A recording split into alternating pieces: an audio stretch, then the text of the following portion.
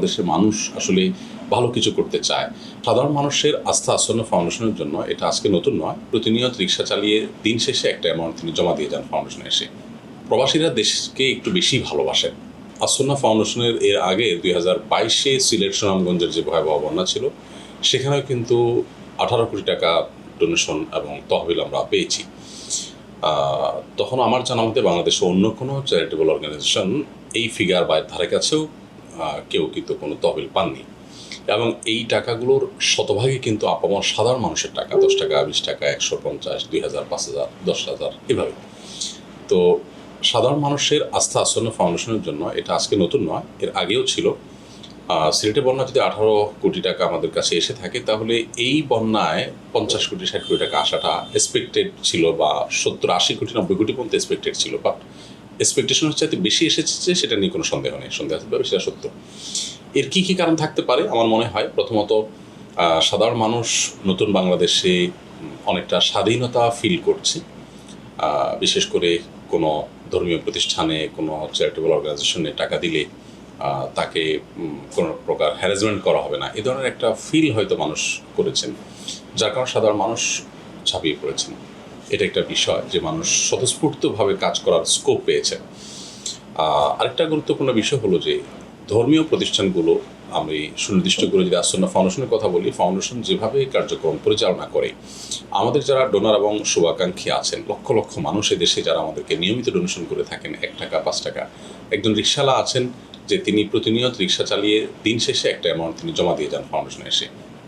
তো এই যে সাধারণ মানুষের ভালোবাসা, আস্থা, এটা আসলে একদিনই গড়ে ওঠেনি। মানুষ জানে আমাদের কর্মপদ্ধতি কী, আমরা আমাদের ট্রান্সপারেন্সি নিশ্চিত করবার জন্য যা যা দরকার তার সবগুলো কিন্তু আমরা করি।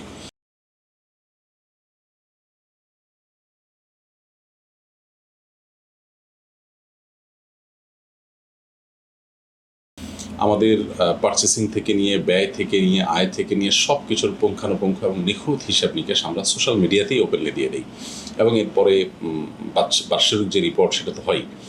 তো এসব কারণে আসলে সাধারণ মানুষের একটা আস্থা আসন্ন ফাউন্ডেশনের প্রতি আছে।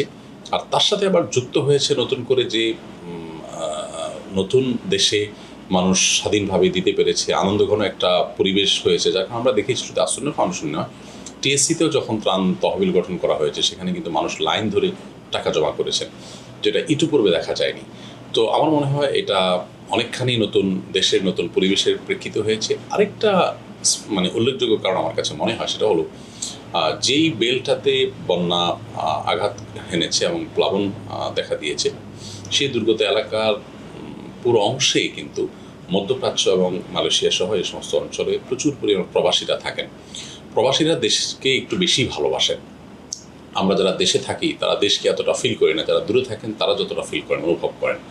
তো প্রবাসীদের নিজেদের এলাকা যখন প্লাবিত হয়েছে, আমার মনে হয় তারা একটু বিশেষভাবে এগিয়ে এসেছেন। সেটিও একটা কারণ হতে পারে এবারের ত্রাণ তহবিলে এক্সপেকটেশনের চাইতে বেশি টাকা আসার ক্ষেত্রে।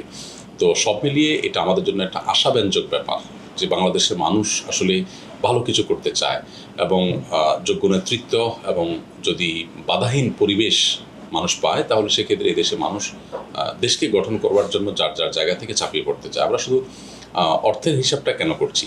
আসন্ন ফাউন্ডেশনে প্রতিদিন ত্রাণ প্যাকেজিংয়ের কাজে যে পরিমাণ মানুষ শারীরিক শ্রম দিয়েছেন, তাদের সংখ্যাটা খুব কম নয়। 2,500 থেকে 3,500 মানুষ অ্যাভারেজে প্রতিদিন কাজ করেছেন, 12 দিন এভাবে কাজ করেছেন। তো 12 দিন পর্যন্ত টানা 2,500 থেকে 3,500 মানুষ কাজ করার মানে হলো, এক একজন মানুষ সকাল 7টা থেকে নিয়ে রাত 12টা 10টা পর্যন্ত যে শ্রম দিয়েছেন, যদি 1,000 টাকা করেও একজন শ্রমিক আমাদেরকে এই জায়গায় নিয়োগ দেওয়া লাগতো, তাহলে সেক্ষেত্রে 3,000 মানুষের জন্য প্রতিদিন 30 লাখ টাকা শুধু শ্রমিকের বিল দিতে হতো। তাহলে 12 দিনে যে আমরা কাজ করেছি, তাতে আপনি হিসাব করে দেখেন এবার যে কত কোটি টাকা শুধুমাত্র আমাদের এই শুধু এখানে আমাদের সেভ হয়েছে। অলমোস্ট 1%-এরও কম খরচে, অর্থাৎ প্রসেসিং কস্টে আমরা এই বিপুল পরিমাণ ত্রাণ তৎপরতা পরিচালনা করছি, এবং যেটা সম্ভব হয়েছে সর্বস্তরের সাধারণ মানুষের স্বতঃস্ফূর্ততার কারণে।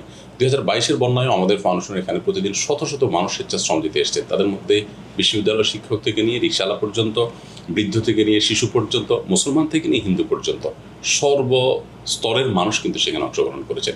আমাকে আদ্দিন মেডিকেল কলেজের স্বত্বাধিকারী এবং কর্ণধার ডক্টর মহিউদ্দিন সাহেব, তিনি আমাকে ফোন করেছে, বলেছেন যে আমাদের মেয়েরা তো আন্দোলন করছে যে আমরা ত্রাণ প্যাকেজিং কেন যেতে পারবো না। তো আমি বললাম যে অবশ্যই তাদের অংশগ্রহণ করবার সুযোগ আছে, এখানে তো পুরুষরা কাজ করছে, তাদের জন্য আলাদা অ্যারেঞ্জমেন্ট করা কঠিন আমাদের জন্য।